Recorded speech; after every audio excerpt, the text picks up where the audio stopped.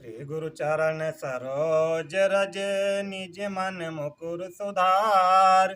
वरनौ Raghubar Bimal yes जो दायक फल चार।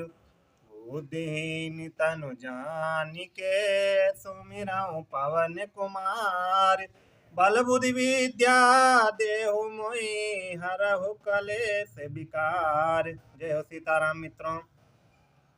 मित्रों, अगर आप लोग हमारे चैनल पर नए हो तो हमारे चैनल को सब्सक्राइब करके बेल आइकन प्रेस करो ताकि हमारे द्वारा दी हुई हर जानकारी लगातार आप लोगों तक सर्वप्रथम पहुंचती रहे। आज हम बात करेंगे पितृदोष के ऊपर। अगर अभी तक आप लोगों ने हमारे चैनल को सब्सक्राइब नहीं किया है तो आप लोग हमारे चैनल को प्लीज़ सब्सक्राइब अवश्य कर लो ताकि हमारे द्वारा हर दी गई नोटिफिकेशन आप लोगों तक लगातार पहुंचती रहे।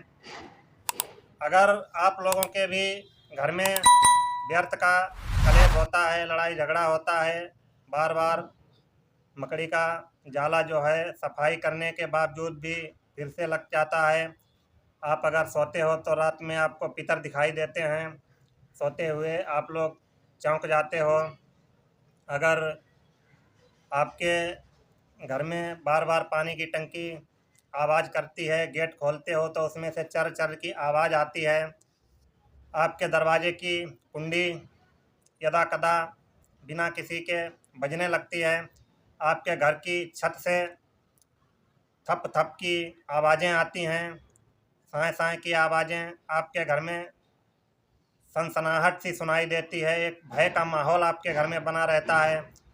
आप पूजा करते हो, अकस्मात आपके घर की माला टूट जाती है, या आपके घर में जो दीपक आरती के लिए प्रज्वलित किया है वो पूजा संपन्न होने से पहले ही बुझ जाता है, या जो धूप बत्ती अगरबत्ती आप लगाते हो वो पूरी नहीं जलती है, आधी अधूरी जली हुई रह जाती है, आधी छूट जाती है।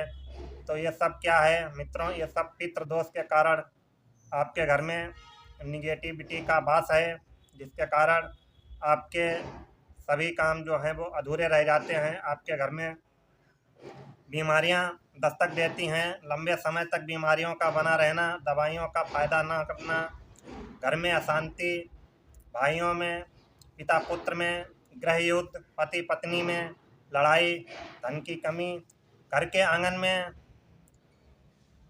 दरारें पड़ना, दीवालों में तथा गमलों में बिना लगाए पीपल के वृक्ष का उगना, कड़ी मेहनत के बाद भी नौकरी और व्यापार में परेशानियां सामने आना, धन में बरकत ना होना, बच्चों में लगातार बीमारी का लगा रहना, सिर के बाल अधिक मात्रा में बार बार झड़ना तथा आपकी हड्डियों में दर्द रहना, आपके सर में आँखों में कष्ट रहना, ये सब पितृदोष के कारण। ये तो लक्षण हैं जो दिखाई देने वाले लक्षण हैं, पर कुछ ऐसे लक्षण होते हैं जो पितृदोष के कारण हमारे जीवन में लग जाते हैं, दिखाई नहीं देते हैं पर होते अवश्य हैं। शास्त्र ऐसा कहते हैं, गरुड़ पुराण ऐसा कहता है, भविष्य पुराण ऐसा कहता है।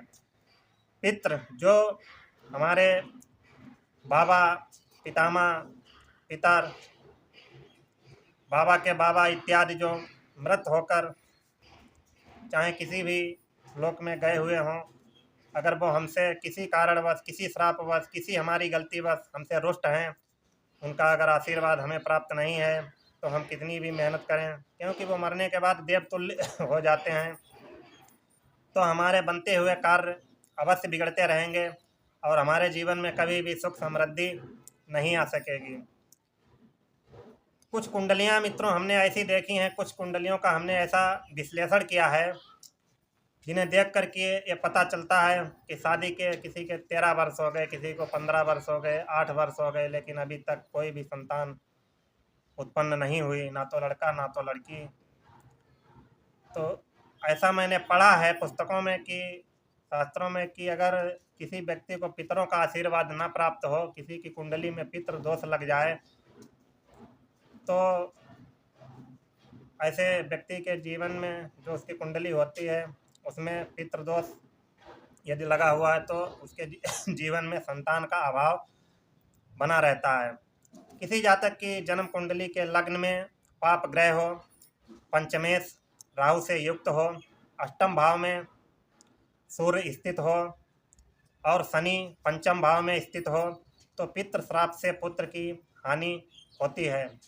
लग्नात अष्टमगे भानु पुत्र स्ते भानुनंदने पुत्रे से राहु संयुक्ते लग्ने पापे सुतच्छया पितृ सापात, ऐसा ज्योतिष शास्त्र कहता है। यदि गुरु सिंह राशि में हो और पंचम भाव में लग्न भाव में पाप ग्रह स्थित हों तथा पंचमेश ग्रह सूर्य या राहु से युक्त हों तो भी पितृशाप से पुत्र की हानि होती है। भानु राशि स्थिते जीवे पुत्रेषु भानु संयुक्ते पुत्र लग्ने पाप युक्ते पितृशापात सुतच्छया, ये ज्योतिष शास्त्र में बताया गया है। यदि दसम भाव का स्वामी पंचम स्थान में हो और पंचमेश भी पंचम स्थान में हो तथा लग्न या पंचम भाव में राहु आदि पाप ग्रह भी हों तो भी पितृशाप से पुत्र संतति की हानि होती है। उदाहरण स्वरूप दसम भाव का स्वामी मंगल हो और वह पंचमेश से युक्त हो, पंचम भाव में कोई अन्य राहु आदि क्रूर ग्रह भी हो या क्रूर ग्रह की दृष्टि हो तो भी पितृ श्राप से पुत्र की हानि समझें। यदि नवम भाव में पाप ग्रह हो और पंचमेश शनि से युक्त हो तथा गुलिक त्रिकोण में हो तो पिता के श्राप से पुत्र की हानि जाने। ऐसे व्यक्तियों की कुंडली में जो संतानहीनता का अभाव होता है उसे कभी दूर नहीं किया जा सकता, ये पितृ श्राप के कारण होता है। ऐसे कई केस हमने देखे हैं, कई कुंडलियां ऐसी हमने विश्लेषण की हैं। नवमे पाप संयुक्ते मंदयुक्ते सुताधिपे त्रिकोणे मंदी संयुक्ते पितृदोषा तो सुताक्षया, ऐसा शास्त्र कहते हैं कि अगर व्यक्ति की कुंडली में इन स्थानों पर जिस प्रकार उपरोक्त ग्रह हमने बताए हैं ये किसी की कुंडली में पाए जाते हैं तो ऐसे व्यक्ति को कभी भी पुत्र की प्राप्ति नहीं होती है।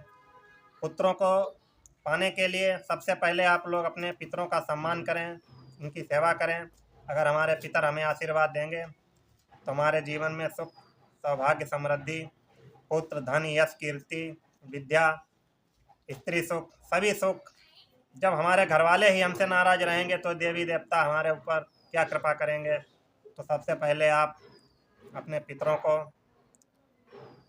पूजिए, उनकी सेवा कीजिए। अगर उन्हें किसी प्रेत योनि वगैरह में जन्म मिला है तो उनके लिए आप उपाय कराएं, पिंड दान करें, गया जाएं, उनकी अस्थियों का विसर्जन करें, श्रीमद् भागवत का पाठ उनको सुनाएं, सोमवती अमावस्या के दिन ब्राह्मणों को भोजन कराएं, वस्त्र इत्यादि दान करें। इसकी पुण्य अपने पितरों को समर्पित करें। जब हमारे पितर और पितृपक्ष जो आता है कुंवर के महीने में उसमें पितरों की सेवा करें, ब्राह्मणों को भोजन कराएं, पिंड इत्यादि श्राद्ध वगैरह करें जिससे हमारे पितर खुश होकर हमें पुत्र इत्यादि का आशीर्वाद तथा वरदान प्राप्त करें। जब हमारे पितर हमसे प्रसन्न होंगे तभी हमारे जीवन में सुख, समृद्धि, सौभाग्य आएगा, हमारे रुके हुए काम बनेंगे, हम लोग कर्ज से मुक्त होंगे, केस मुकदमा इत्यादि हम लोगों पर नहीं चलेगा। तो पितृ दोष से युक्त ये कुछ जानकारी थी मित्रों, वीडियो के माध्यम से आप लोगों तक हमने शेयर की। वीडियो लाइक करें, ज़्यादा से ज़्यादा शेयर करें। सीताराम।